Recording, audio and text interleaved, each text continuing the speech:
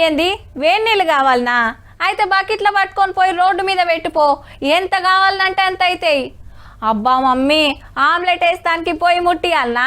గా బండ మీద గుడ్డు కొడితే అయిపోయేదానికి. ఈ ఎండాకాలంలో దండం మీద ఆరేస్తారా బట్టలు? మిద్దె మీద వేస్తే ఎమ్మటే ఎండుతాయి, మంచిగా ఇస్త్రీ కూడా అవుతాయి. హాగో ఇప్పుడే బయటికి పోతేవి కాదురా, గట్ల నీళ్లు గుమ్మరించుకొని వచ్చినావు. గిట్లనే అంటుండొచ్చురు ఇండ్లల్లా.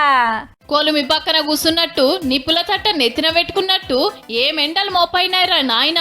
బయట అడుగు పెట్టేటట్టు లేదు, ఉపురానికి ఇంట్లో ఉండేటట్టు లేదు. మే నెల దగ్గరకొస్తుంటే సురుకులు పెరుగుతున్నాయి. 45 డిగ్రీల ఎండంటే మాటలా?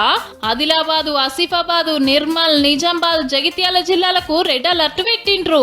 ఎండ బాగున్నాయి సార్, పొట్టు ఎండ కొడుతుంది, ఎండల పనికి పోతున్నాం. చాలా ఘోరంగా ఉంది. ఎందుకంటే వడదెబ్బ తగలడం జరుగుతుంది, మరియు బండ్లు కానీ హీట్ అవుతుంది. పెట్రోల్ ఉన్నా కూడా బండ్లు అంటే ఇంకిపోతుంది. పొద్దుగాల 8 దాటిందంటే కాక వెరుగుతూనే ఉన్నది. పగటిలి 11 కొట్టిందంటే రోడ్లు పల్సగా అవుతున్నాయి.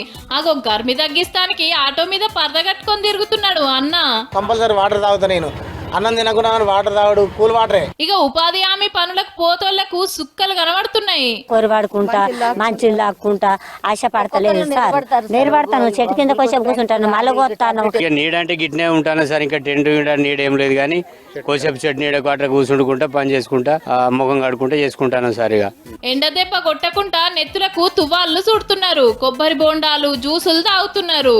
ఈ ఏప్రిల్ మాసంలో చూసినట్టయితే అప్పుడు ఆ పరిస్థితి నుంచి కూడా మనం 2 నుంచి 3 డిగ్రీలు అధికంగానే ప్రస్తుతం కొనసాగుతున్నాం. ఇక పొద్దుముఖంగానే చల్లబడుతుంది.